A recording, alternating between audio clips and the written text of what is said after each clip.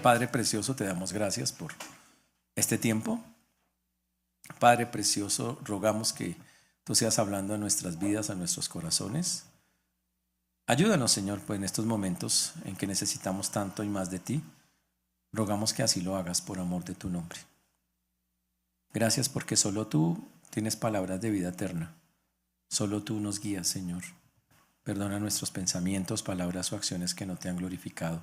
Ayúdanos a que en verdad podamos, Señor, glorificarte como es debido, desde la perspectiva que Dios, tú nos muestras a través de tu palabra. Ayúdanos, Dios, a poder, Señor, crecer a través de lo que aprendemos. Ten misericordia de todos los que nos escuchan y de tu siervo quien habla en Cristo Jesús. Amén y amén. Recuerden que Pedro le escribe a personas que están pasándola muy mal. Estamos en el año 62 o 64 después de Cristo. Y estas personas, gente que no eran creyentes, fueron esparcidas por la persecución. Se encuentran muy lejos de sus casas, pero allá en todos los lugares les están pasando cosas. Por ser cristianos los están molestando, atacando. El Imperio Romano empezó una persecución que va creciendo. Al principio los cristianos no los perseguían. El judaísmo primero miró con desprecio al cristianismo. Estos cristianitos. Después, cuando vio que creció tanto, sintieron envidia y después empezaron a perseguirlos. Los romanos al principio decían, son otra religión más, no pasa nada.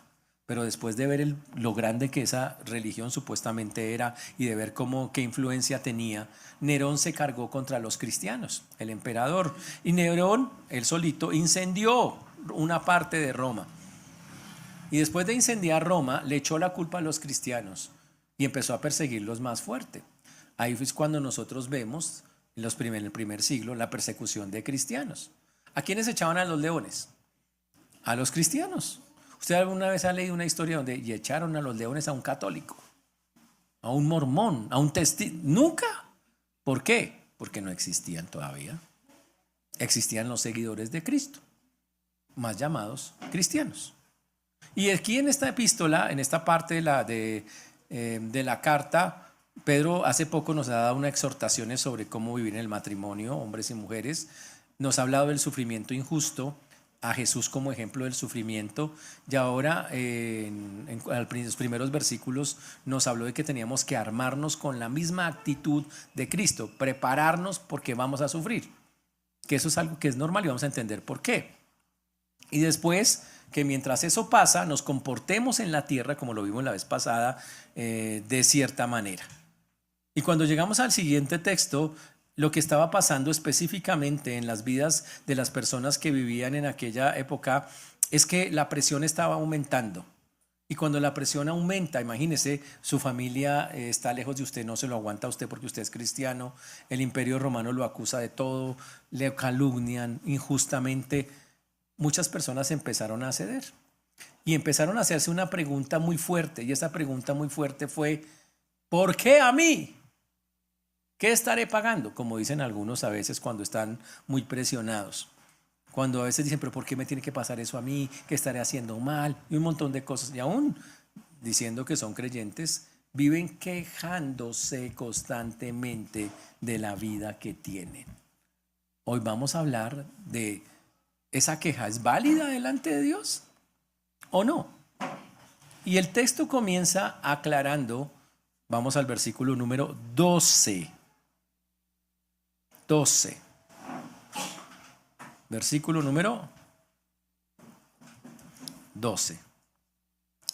Amados, no os sorprendáis del fuego de prueba que os ha sobrevenido, como si alguna cosa extraña os aconteciese.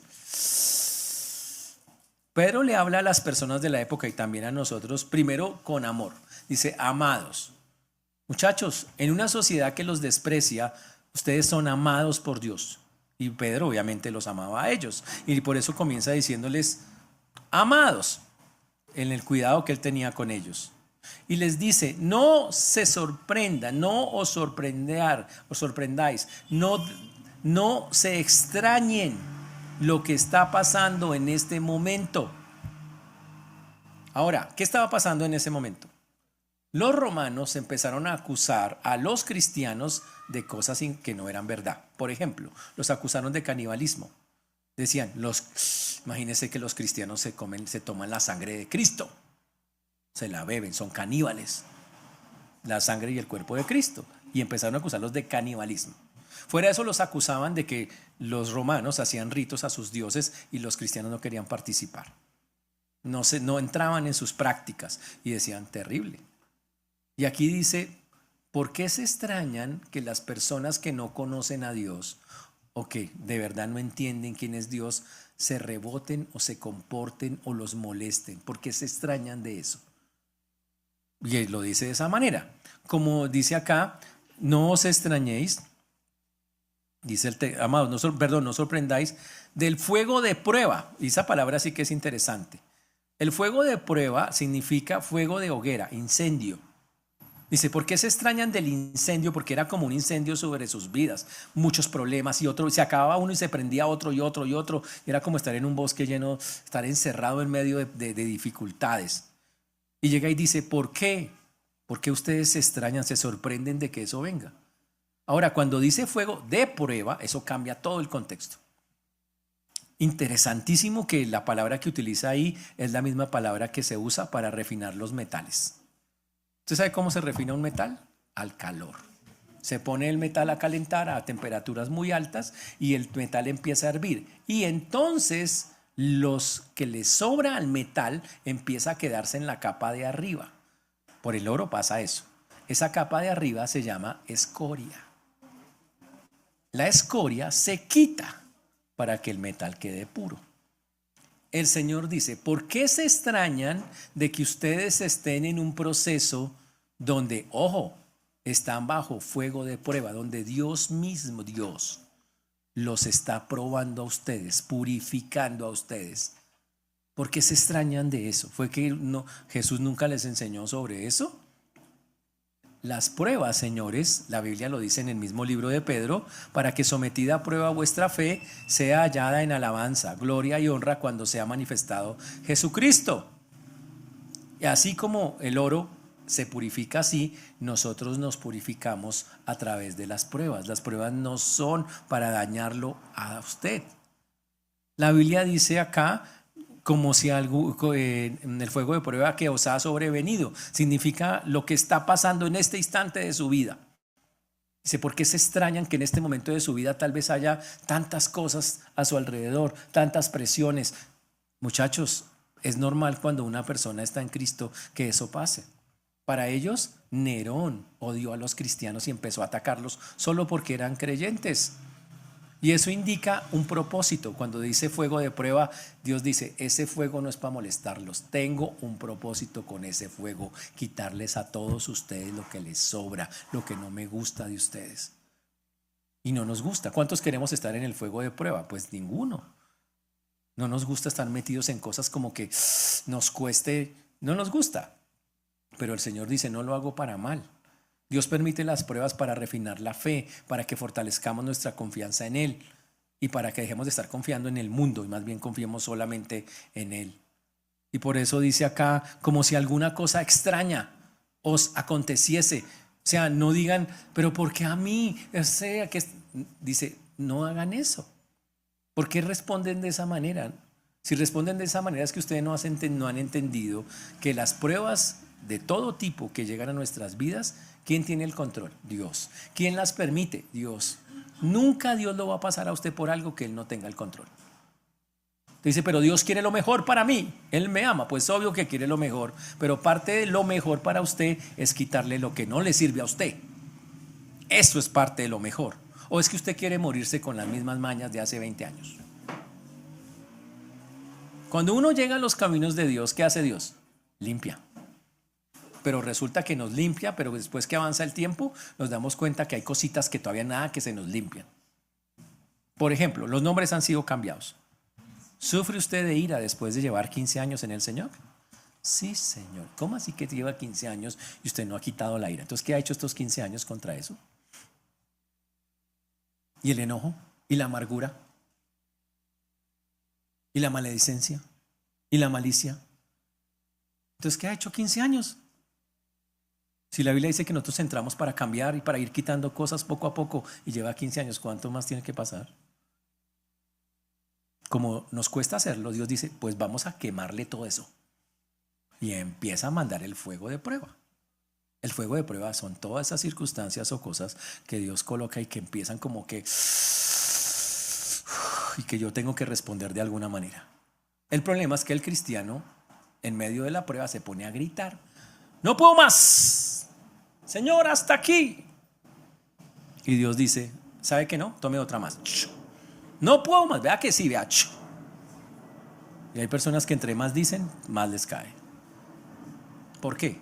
Porque Dios nunca nos va a pasar por algo que no podemos resistir. Nunca. Es decir, si usted ahorita tiene 20 pruebas es porque usted puede llevar 20. Si tiene 50 es porque puede llevar 50. Así funciona con Dios. Qué duro eso, ¿no? Ahora, desde la perspectiva humana, obviamente, natural y humana, el estar sufriendo se ve como algo terrible.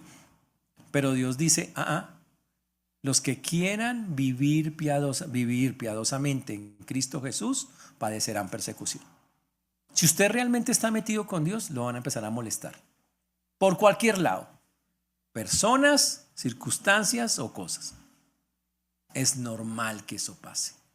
Y el primer pensamiento que Pedro quiere que nosotros tengamos es, señores, es normal si usted está en Cristo, por Cristo, sufrir y que lo molesten y que las circunstancias vengan. Ojo, pero tiene que aprender a distinguir cuáles sufrimientos vienen de parte de Dios para transformarnos y cuáles son culpa de nosotros mismos. Lo vamos a ver en un momentico. Entonces usted dice, entonces ¿cómo reacciono cuando venga la prueba? Cuando todas esas cosas estén encima de mi vida, ¿cuál es la reacción? El Señor contesta en el versículo número 13. La reacción que quiero que ustedes tengan es muy sencilla, pero bien difícil para muchos. Sino gozaos. De ahí ya uno dice, uy, no, ¿cómo? Gozaos, ¿qué significa? Hay que aclarar, porque usted dice, pronto será otra cosa, ¿no? Gozaos significa alegría. ¿Alegría? El mundo se me está cayendo encima, pastor, y usted quiere que yo esté gozoso. Yo no quiero. Dios dice que esté gozoso. ¿Y por qué voy a estar gozoso si siento que todo me está presionando? Y vuelvo y repito, esto es cuando a usted lo molestan por estar en Cristo. Solo estoy hablando de esas. Si es por otra cosa, eso es otro sufrimiento. Estamos hablando de sufrir por estar en Cristo. Que lo humillen por estar en Cristo, que le digan cosas por estar en el Señor, que lo molesten. Solo de esas. ¿Listo? ¿Por qué me voy a gozar si eso a veces me produce dolor y tristeza? Y la respuesta es muy sencilla. Por cuanto sois participantes de los padecimientos de Cristo, para que también en la revelación de su gloria os gocéis con gran alegría. ¡Uy! ¡Guau! Dice el Señor que la actitud correcta ante eso, en lugar de, ¿por qué me pasa esto a mí? Más bien debería ser, alégrese. La razón de por qué gozarnos o alegrarnos es muy sencilla. Estamos compartiendo algo con Cristo. Significa, por fin yo estoy experimentando algo de lo que Cristo experimentó. Cristo murió por nosotros y Él tomó todos los pecados del mundo, tomó todo nuestro sufrimiento y Él lo vivió todito en la cruz. Y cuando usted tiene una prueba, eso no es nada, es 0,001 en comparación a Cristo, usted está compartiendo, estamos compartiendo, viviendo con Cristo lo mismo. Los creyentes no sufrimos como Cristo, pero participamos en sus padecimientos. Nunca en la medida de Cristo, pero participamos. Y en la Biblia significa que nosotros empezamos como a comprender la magnitud del sufrimiento de Cristo, que tuvo que vivir todas esas cosas por nosotros. Ese sufrimiento de nosotros no es para salvarnos. Cristo subió a la cruz y nos salvó. Nosotros no podemos salvar a nadie. Ahora, ¿de qué estoy hablando? ¿Cuáles son esos sufrimientos que podemos compartir igual que Cristo? Pues cuando nos pasen cosas como que les pasaron a Cristo, no en la misma medida, pero que nos pasaron. Ejemplo, que nos rechacen, nos calumnien, nos persigan por causa de la justicia, nos identifiquen como cristianos y nos ataquen, que nos digan que usted no es, usted es un predicador del evangelio, y nos ataquen por hablar del evangelio. Cuando digamos gloria a Dios y la gente dice, pero esta gente es que diciendo gloria a Dios. Cuando estemos trabajando para otros y la gente dice, ¿para qué se pone a trabajar para esa gente? Cuando estemos cada día pareciéndonos y respondiendo más como Cristo y nos ataquen por eso, gloria a Dios porque estamos pareciéndonos más al Señor y estamos participando de los sufrimientos. Fantástico. Y en la Biblia eso dice que es un privilegio. Privilegio. Increíble. Vamos a poner un ejemplo de la vida real. Le llega a usted una enfermedad de esas con sentimiento, dolorosa. ¿Ok? Y usted dice, uy, ¿qué estaré pagando? No, no sirve. Tiene que decirle, Señor, tú me formaste, porque Él nos formó. Tú me hiciste en el vientre de mi madre. Tú conoces mis entradas y mis salidas. Significa conoce toda la historia de mi vida. Y tú sabes exactamente cuál es el propósito de esta enfermedad. Yo no lo entiendo. A mí me duele, pero yo sé que tus pensamientos son de bien y no de mal, Señor. Así dice la Biblia que es. Nunca los pensamientos de Dios son para mal. Y seguro tienes un plan detrás de esto que estoy viviendo. Ayúdame. Es eso. Ayúdame no a quejarme, sino a sobrellevar la enfermedad al lado tuyo. ¿Qué va a hacer el Señor? Estar ahí al lado suyo, literalmente. Ahora, ¿cómo puede llegar el gozo en medio de algo como eso?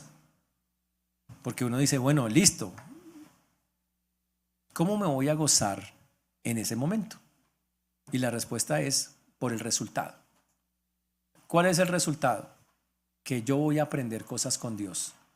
El resultado no es el momento de dolor. El resultado no es, no me estoy gozando de que, uy, qué dolor tan tenaz. No, eso no. El resultado es, Señor, todo esto me va a ayudar a crecer. Estoy aprendiendo paciencia. Estoy aprendiendo a, sin importar lo que pase, a confiar más en ti. Ese es el resultado. Y todo eso me va a servir para que un día estemos juntos. Ese es el resultado. Y la Biblia dice que, como lo hizo Jesús. Jesús iba a la cruz. ¿Sabe qué dijo Jesús yendo a la cruz? Dice en Hebreos, por el gozo puesto delante de él, menospreció el oprobio. Y se fue a la cruz. Por el gozo puesto delante de él. ¿Qué tenía gozoso ir a una cruz? Nada, pero el resultado sí. Y la Biblia dice, haga lo mismo. Cuando venga el sufrimiento, deje de estar pensando en este momento que, nada, Señor, seguro voy a aprender cosas, gracias, qué bendición que me quieras enseñar. Literalmente es eso. El sufrimiento es una inversión para el futuro, para que me entiendan. Dicho de otra manera, en la Biblia dice, bienaventurados cuando por mi causa os vituperen. Gozaos y alegraos, porque vuestro galardón es grande en los cielos. Mateo 5, 11 y 12. Dice el Señor, eso es de alegrarse. Eso es de tener un gozo grandísimo. Y por eso Él dice, no se extrañen. Además, otra cosa, Jesús dijo, no se extrañen si el mundo los aborrece. Sabed que a mí me ha aborrecido antes que a vosotros. Literalmente. Wow. Ahora, quiero que sepan qué pasa en el momento de que uno está teniendo un sufrimiento. ¿Qué hace Dios?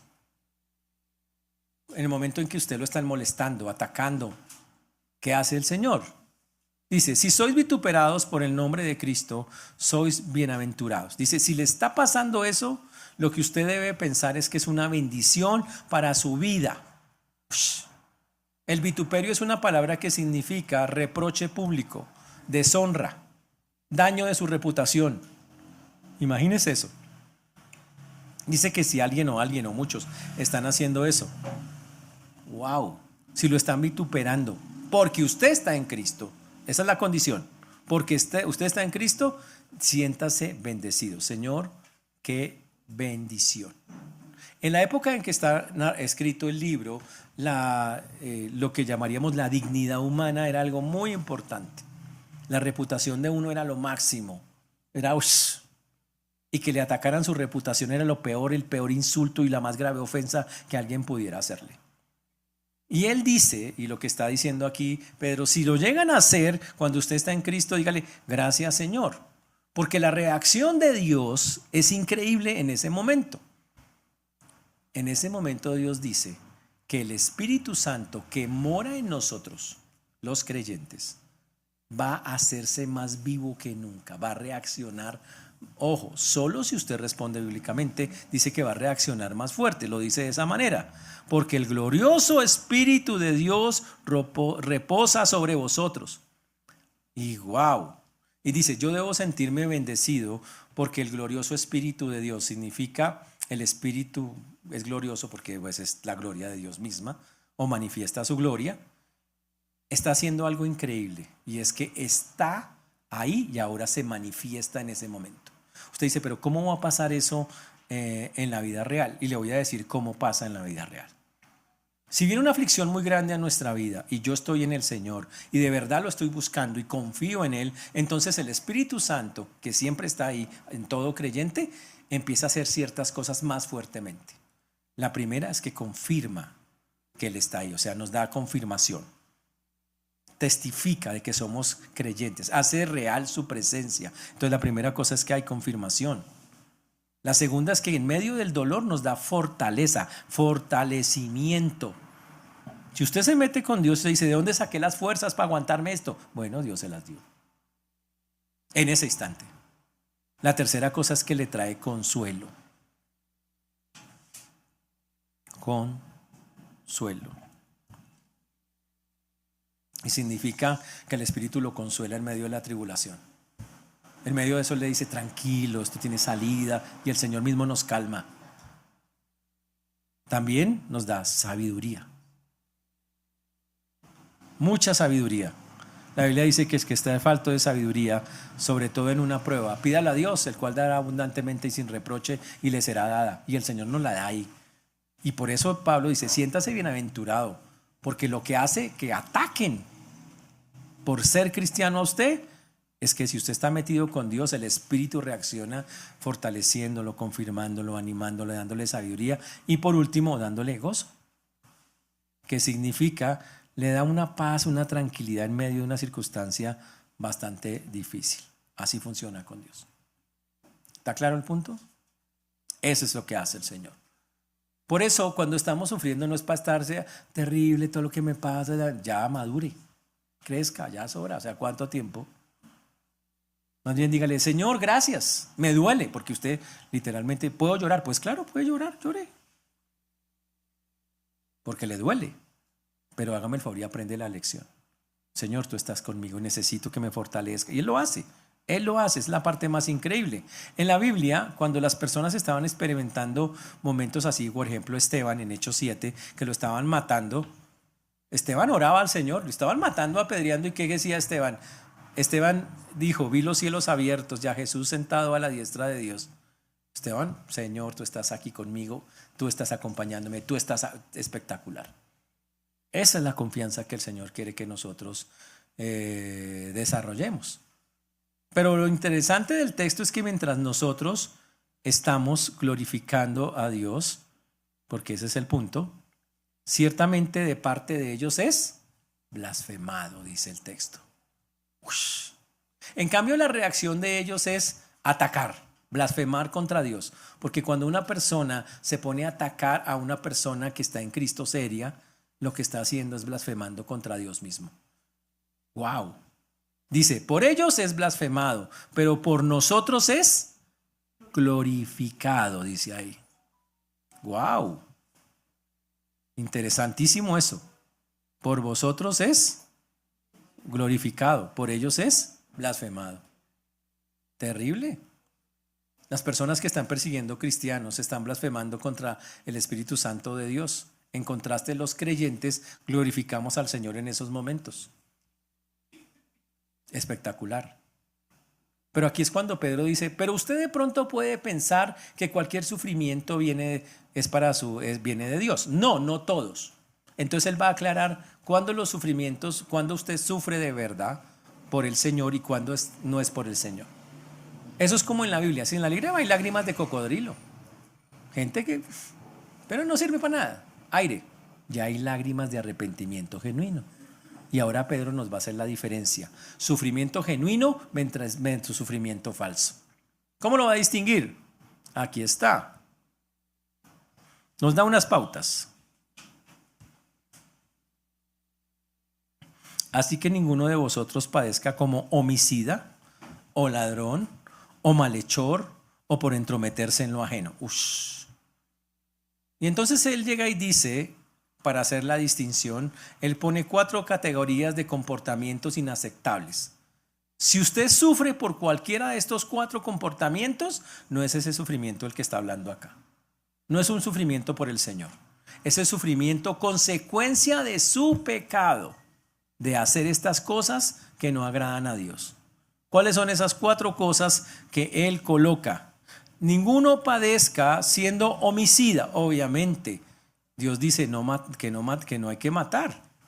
Si usted mata, la consecuencia es que si lo agarran entre todos, le dan duro, pueden hasta lincharlo o pasa 20 años o 30 años en una cárcel. Eso es la consecuencia. Y entonces usted dice, estoy sufriendo mucho. Sí, pero por causa de usted mismo. Como consecuencia de no por el Señor, eso es por usted. Es la consecuencia de su pecado. La segunda que él nombra es por ser ladrón. Ladrón. Wow. En ese tiempo los cristianos, porque nadie les daba trabajo, se convertían en esclavos. La tentación a robar era muy grande, mucha. No tenían ni qué comer muchas veces. Y algunos hasta pensaban como Robin Hood, le voy a quitar a los ricos para darle a los pobres. Algunos hasta llegaron a pensar eso. Pedro rechaza cualquier clase de robo. El robo es robo sin importar las circunstancias o las motivaciones. Y dice que si usted lo pescaron robando y ahora está sufriendo en una cárcel, pasándola muy difícil, es consecuencia de su pecado. No, eso no es el sufrimiento por el Señor. La tercera cosa es malhechor. Esa es una palabra interesante, significa hacedor del mal. Si usted por andar haciendo violencia, engaño, fraude o cualquier cosa que perjudique al prójimo, usted está sufriendo, wow, normal, es la consecuencia de su pecado. El cristiano es un hacedor del bien, no del mal. Nuestra conducta debe ser hasta donde más se pueda intachable para glorificar a Dios. Ese es el punto. Y ese es un sufrimiento diferente. Pero la que más me gusta es la última, así como dice, te la dedico. No. O por entrometerse en lo ajeno. Esa palabra en griego tiene 4 significados, 4 interpretaciones. Aquí hay una, pero yo le voy a dar los 4 significados para que sepa cómo traducen esa palabra. Muy interesante. La primera es la que nosotros imaginamos, por metido, por metiche, chismoso, por meterse donde no lo llamaron. Y está sufriendo por meterse donde no lo llamaron. Eso sí es la consecuencia de eso. Por inmiscuirse en los asuntos privados, por no respetar a los demás. Wow, tremendo. Algunos dicen, pastor, lo que pasa es que yo soy un supervisor de los asuntos ajenos.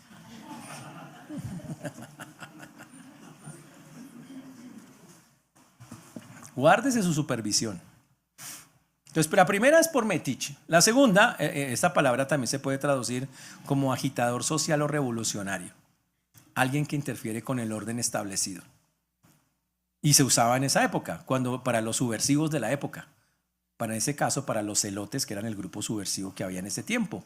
Y decía, si una persona está sufriendo consecuencias por haberse metido a ir contra el orden establecido, lo tiene merecido. La tercera interpretación se llama el ladrón de ovejas espirituales. La persona que buscaba robarle discípulos a otros. Es que estos discípulos son míos y yo me voy con ellos y cosas así. Ese es un ladrón o una ladrona.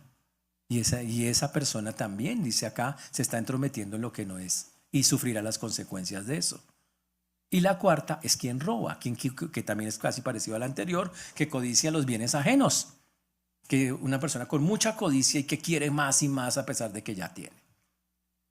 Dice, estas personas van a sufrir porque se están entrometiendo en lo que Dios no los ha llamado a hacer.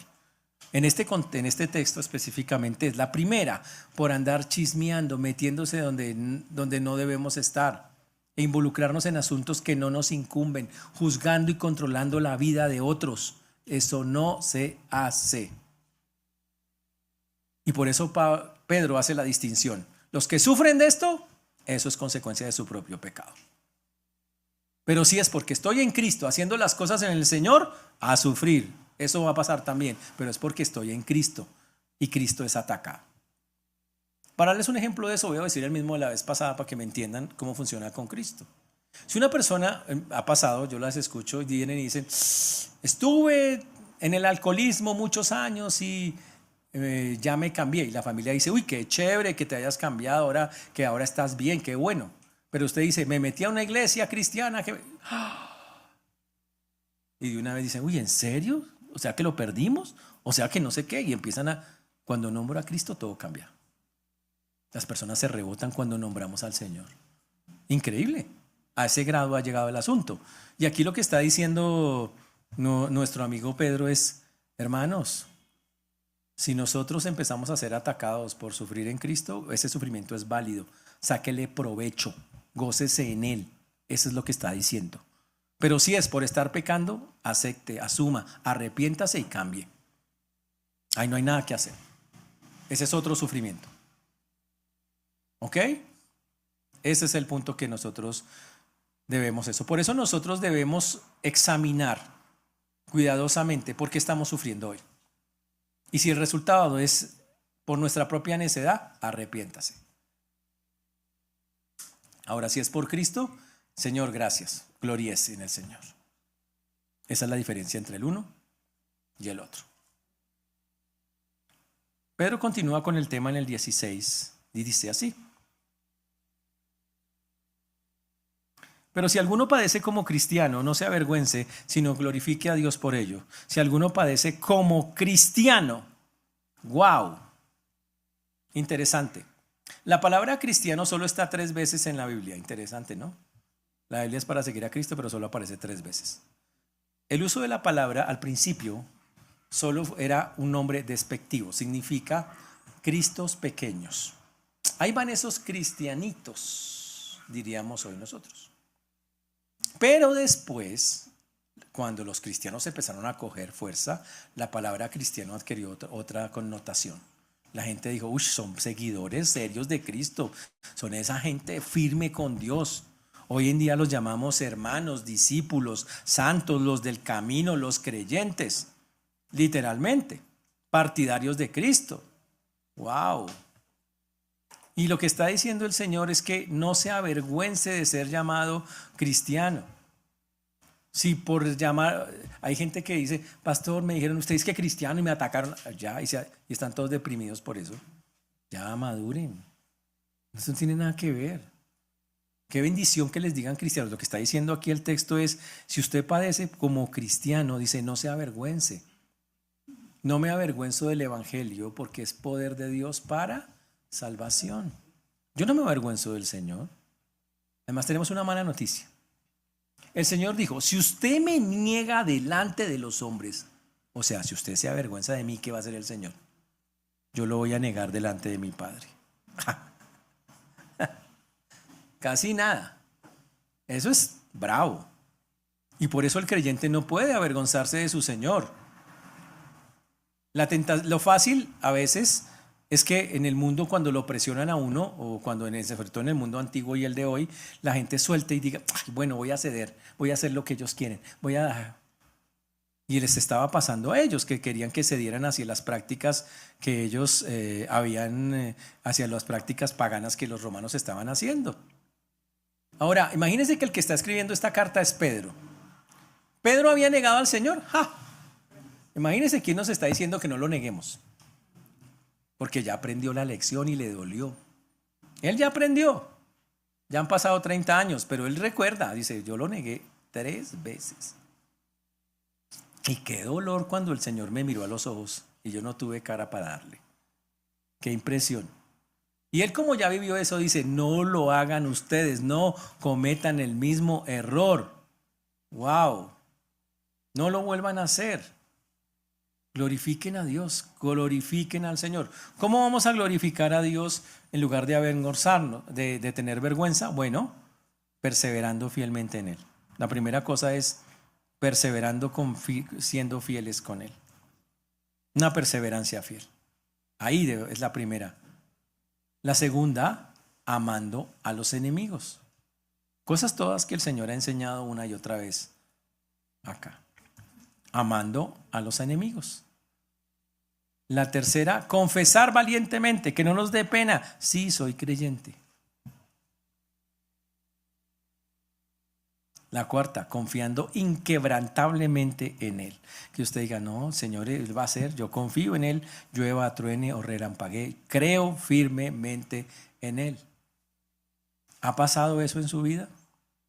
Les voy a dar un ejemplo en la Biblia. En la Biblia está llena, y la historia está llena de ejemplos de personas que lo entendieron. En la historia bíblica hay un grupo de personas que se llaman los mártires. ¿Qué es un mártir? Una persona que por llegar a ser cristiana fue perseguida hasta la muerte, pero que nunca negó a su Señor. Nunca. Un ejemplo más muy fuerte de eso lo tenemos en el año 156 con un hombre que se llama Policarpo. Policarpo había servido a Cristo toda su vida, muchos años sirviéndolo. Tenía ya 86, o sea, la edad más o menos de quien, bueno, no, tenía 86. Y cuando él tenía esa edad, lo llevaron y le dijeron, o niega a Cristo o lo quemamos. Decida. Él contestó, voy a poner la respuesta. 86 años le he servido y ningún mal me ha hecho. ¿Cómo podría blasfemar a mi rey que me salvó? Máteme, y lo mataron. Así es como funciona glorificar al Señor. Así es como funciona eso que el Señor nos está pidiendo literalmente en este texto. Que el glorioso Espíritu de Dios reposa, dice acá, que nos gocemos en medio de lo que el Señor dice. Aquí está en el versículo, aquí está. No se avergüence, glorifique a Dios. Increíble, ¿no? Pero eso es lo que el Señor desea que nosotros estemos haciendo. Ahora, ¿por qué hay que glorificarlo? Y entendamos algo. Primero, pues porque Él nos amó, murió por nosotros, porque el ejemplo para nosotros fue Cristo, pero aquí dice también una razón más. Porque es el tiempo de que el juicio comience por la casa de Dios. Y si primero comienza por nosotros, ¿cuál será el fin de aquellos que no obedecen el evangelio de Dios? Ya ahí viene el asunto. Bien complicado. Es el tiempo comience, es hora de que el juicio comience, ese tiempo de que el juicio comience por la casa de Dios. ¿Quién es la casa de Dios? La iglesia. Dice, Dios siempre, su deseo será purificar, quitar lo que no sirve. Y al primero que se lo va a quitar es a todos los que dicen que creen en Él. A esos son los primeros que Dios nos va a tratar, o sea, a nosotros. Y el juicio por eso comienza, no un juicio para perder la salvación ni nada de eso, un juicio para quitar las impurezas de nuestra vida, comienza por la casa de Dios. En pocas palabras, el Señor empieza purificando su propia iglesia, porque somos casa espiritual, un edificio que el Señor mismo hizo y Él quiere que lo hagamos. Pero esta frase que está escrita, es el tiempo, significa que dice, muchachos, hay que cambiar el chip. Dejen de pensar que este momento es por culpa de esto o aquello. Mire.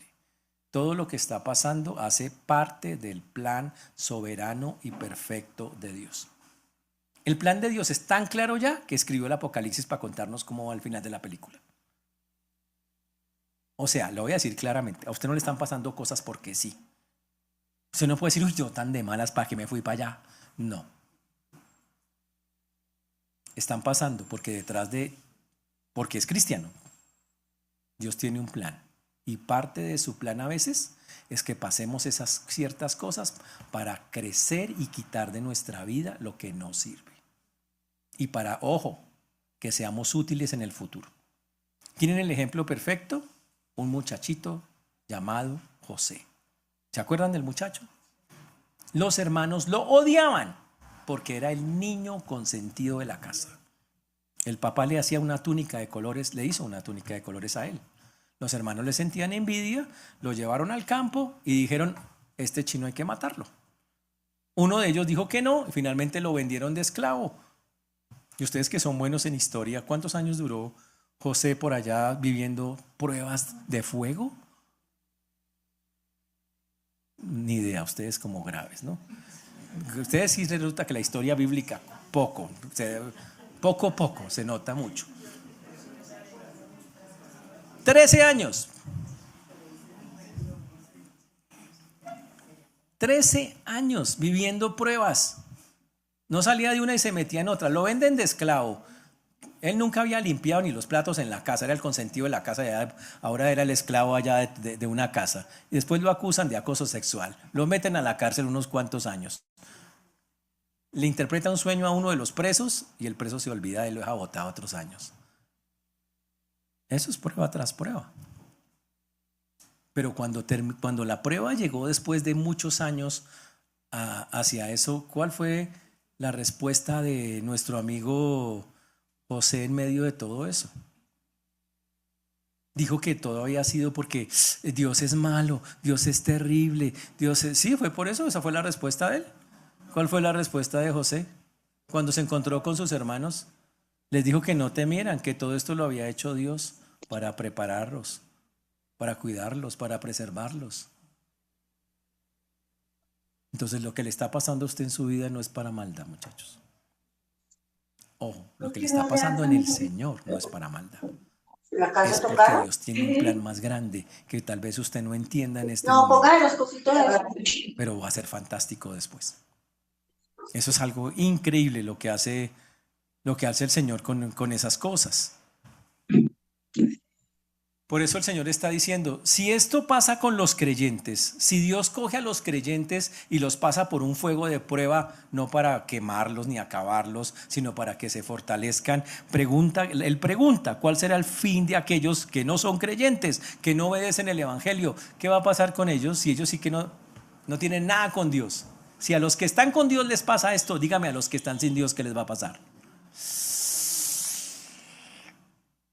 Entonces el Señor está hablando del juicio final, del juicio, tanto para el creyente es disciplina para que crezca y se parezca a Cristo, pero para el que no es creyente, el que no quiere aceptar nada de Dios, es condenación, separación eterna de Dios, para decirlo más claramente, el mismísimo infierno. Por eso nosotros, ¿cómo es el juicio de nosotros? El juicio de nosotros no es para mandarlo a usted al infierno. El juicio de nosotros es para que usted, varias cosas. ¿Sabe cuáles son esas cosas? La primera, para que usted se purifique, para que quite lo que no sirve. La segunda, para que usted madure. La tercera, para que nosotros seamos corregidos. La cuarta, para que seamos preparados. Nos está preparando para algo. Esas son. Entonces Dios no está haciendo nada malo. Nos está purificando, madurando, corrigiendo y preparando para el plan que Él ya tiene. Por eso uno puede decir gracias, Señor, porque aunque no entiendo, aunque me duele, todo esto me está preparando para algo que tienes para mí, para cumplir tu plan perfecto. Eso es lo que el Señor está haciendo. Ese es el proceso. Por eso el proceso comienza por la casa de Dios. Y si eso hace con la casa de Dios, imagínese con los que no. Pues va a ser muy duro para ellos. Por eso el Señor en el versículo 18 dice, y si el justo con dificultad se salva, tremendo versículo. Y si el que es creyente con dificultad se salva, ¿en dónde aparecerá el pecador, el impío y el pecador? Y básicamente no es que la salvación es gratis, ¿no? No es que la salvación es un regalo de Dios. No está hablando de ese regalo que nos dan en ese momento literal, ¿no? Porque algunos pueden pensar eso, pero no es lo que dice, no está cuestionando la certeza de la salvación. La dificultad no se refiere a esa incertidumbre si soy salvo, es al proceso costoso de perseverar en la fe en las pruebas, de mantenernos firmes en cada prueba, dándole gloria a Dios. A eso es. Y si al creyente le queda hasta re difícil teniendo al Señor, glorificarlo en cada prueba, porque a veces el creyente cede, se tropieza, no lo dice. Pregunta el Señor, ¿qué va a pasar con el impío? O sea, con el que no tiene piedad hacia Dios, y con el pecador, el que realmente vive en una vida alejado de Dios. ¡Wow! En pocas palabras, si para nosotros es difícil y tenemos al Señor en el corazón, ¿cómo será para los que no? Y Él dice, wow, eso va a ser difícil.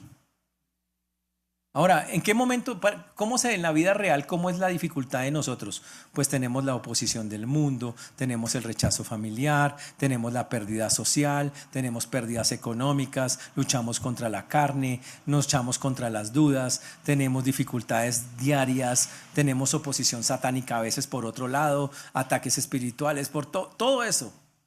Y aún y es duro para nosotros a veces, imagínense para el que no tiene al Señor y que viva todo eso. ¿Qué esperanza tiene? Ninguna. Ninguna. Literal. El Señor dijo, si me han perseguido, si a mí me han perseguido, también a vosotros os perseguirán. Cuando Él dice, ¿en dónde aparecerá el impío y el pecador? ¿Dónde se manifestará? ¿Dónde se mostrará? ¿Qué defensa tendrá? Y la respuesta es ninguna. ¿Dónde estará el impío en el día final? ¿Tiene algo que decirle a Dios? No tiene nada que decirle, será condenado. Y el Señor le dirá, nunca os conocí, apartados de mí, hacedores de maldad. Así de sencillo. Si nosotros, los que llamamos justos o creyentes, tienen un Salvador poderoso, tienen al Espíritu Santo, tienen sus promesas, y aún así el camino es difícil, imagínense para los que no tienen ninguna esperanza de esas. Mucho más duro es. Muchísimo más duro. Y por eso el Señor dice, por lo tanto, muchachos, la conclusión de todo esto es el versículo 19. De modo que los que padecen según la voluntad de Dios encomienden sus almas al fiel Creador y hagan el bien. Entonces él termina con resumiendo todo lo que ha hablado del sufrimiento. De modo que, o sea, en conclusión, los que están padeciendo porque de verdad están haciendo la voluntad de Dios, porque de verdad están metidos con el Señor, los que le están pasando cosas genuinamente, seriamente, porque estamos padeciendo según la voluntad de Dios, dice, encomienden sus almas al fiel Creador. Significa, descansen, depositen, porque eso es lo que significa esa parte ahí literal cuando dice encomienden, es llévelo, cogen esas cosas, deposítenlas, eso valioso que tienen en la custodia más segura, que es nada menos y nada más que el Dios fiel que tenemos. Déjeselo a Él. Señor, guarda mi vida. Señor, suéltela. Eso es lo que dice el Señor. Descansen en Él, porque si no, no vamos a tener ese descanso. Por eso Jesús dijo, Padre, en tus manos encomiendo mi espíritu. Wow. En pocas palabras, Señor, me suelto ante ti, mi confianza total es en ti. Ahí quiero estar. Y este texto nos impulsa y nos llama, hágame el favor de usted entregarse completamente al Dios creador, al Dios soberano. ¿Por qué debo ir? ¿Hay alguien mejor en quien pueda estar yo? ¿Hay unas manos mejores en las que pueda caer? Esta palabra, como dice ahí, el fiel creador, significa al que tiene el poder soberano, al que es dueño de todo, al que conoce todas las cosas, al que tiene un plan para mi vida. ¿Habrá alguien mejor para entregarle la vida? Por eso, como Él es esas cosas, yo puedo confiar totalmente. Su carácter nunca va a cambiar. El compromiso con Él es inquebrantable y Él va a cumplir todo lo que dice. Y por eso yo puedo entregar mi alma al fiel Creador, que significa una entrega más allá. No es simplemente creo en ti, es voy a vivir descansando en ti. ¿Qué pasó esto? Descanso en ti. ¿Qué pasó tal otro? Descanso en ti. Y así sucesivamente, en todas las cosas.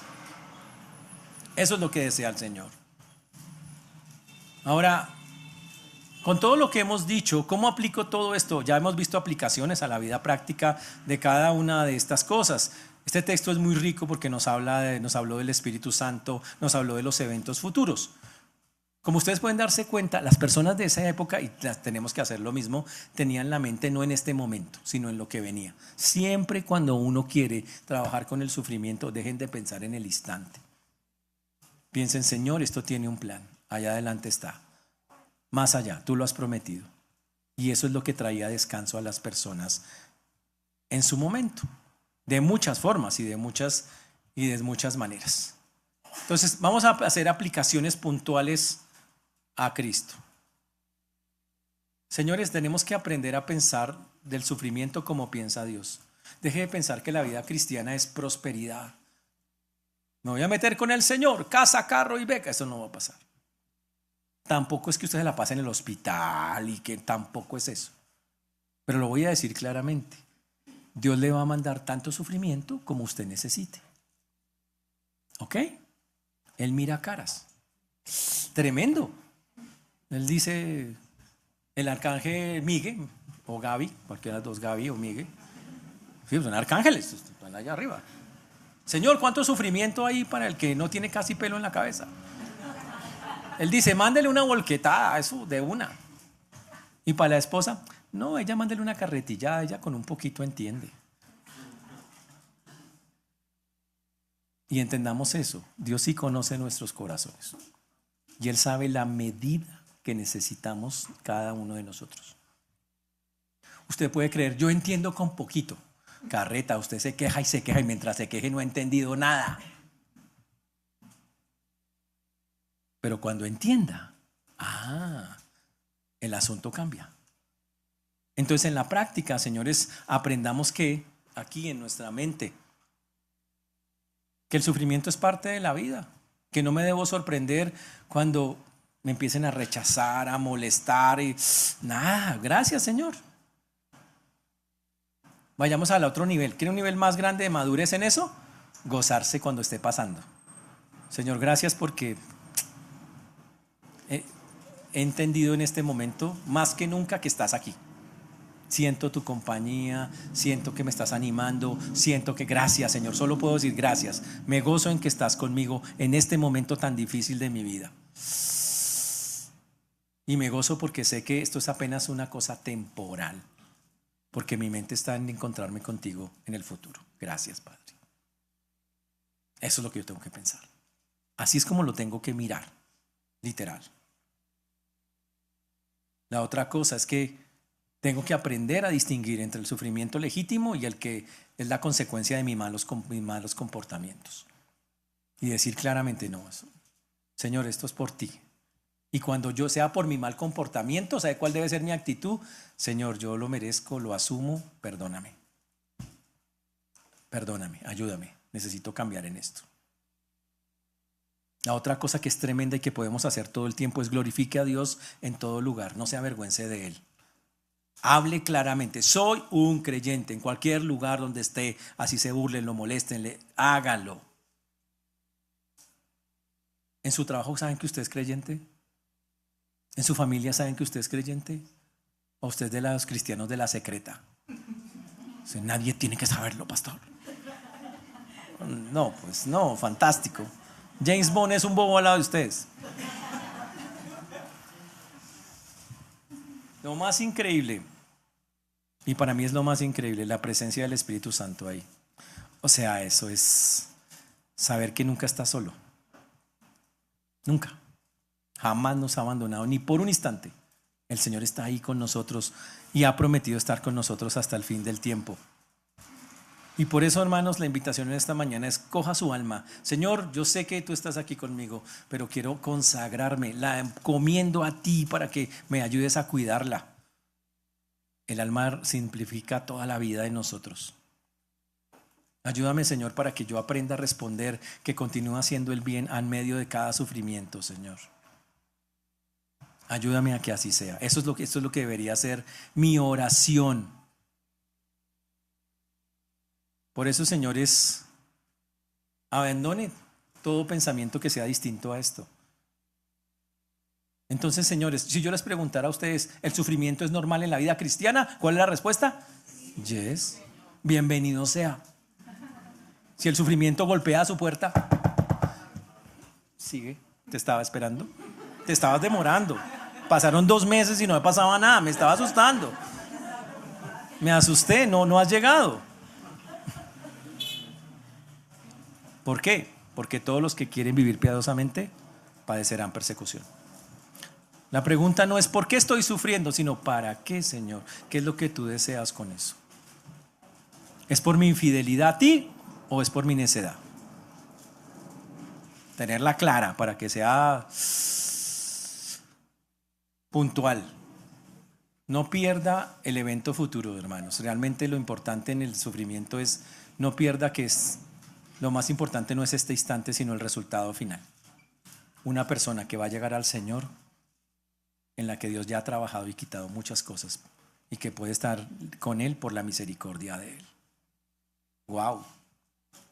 Por eso, señores, ya terminando la enseñanza, Pablo es muy pastoral, por decirlo así, y nos llama a nosotros a tener claro que yo no puedo evitar el sufrimiento y que mi respuesta bíblica es vivir piadosamente mientras llego a su presencia.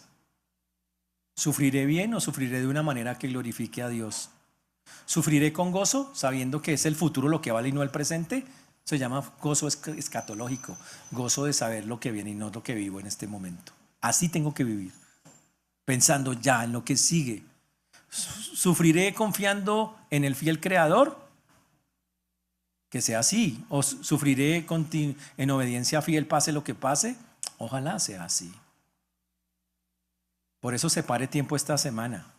Evalúe. ¿Hay evidencia de que su fe está costándole algo? ¿Están pasando de verdad cosas por estar en Cristo? Si no le está pasando nada, asústese. ¿Qué quiere decir? Que usted no está haciendo mayor cosa. Pero si por estar en Cristo la vida ha sido un poco compleja, está bien, bienvenida. Ni más faltaba. Así es como tiene que ser. Para que cuando el Señor venga en su gloria, y ese día vendrá con toda la certeza que nosotros tenemos, estemos alegres. Dice con gran alegría, porque hemos permanecido fieles, porque sufrimos bien, porque valoramos su nombre por encima de todos los demás. Eso es lo que el Señor espera que pase. Amén. Que el Señor nos recuerde esa verdad esta semana para glorificarlo. Pongámonos de pie y vamos a orar, hermanos.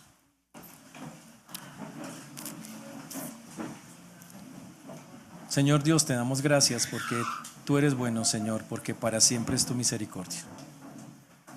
Señor, te agradecemos porque hasta aquí nos has traído y tú has sido bueno con nosotros.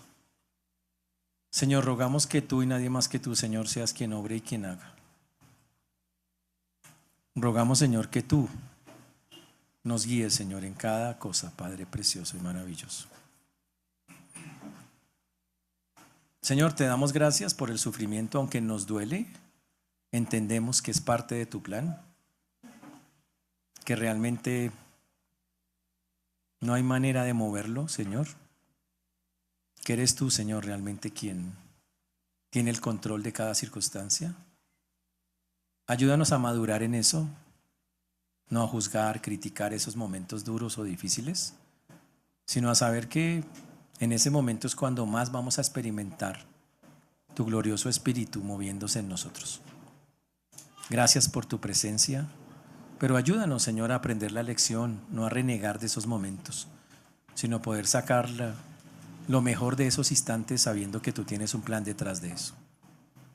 Guía a cada persona a recordar esta verdad en esta semana, Señor, que está comenzando, pues lo pedimos en el nombre de Jesús. Amén.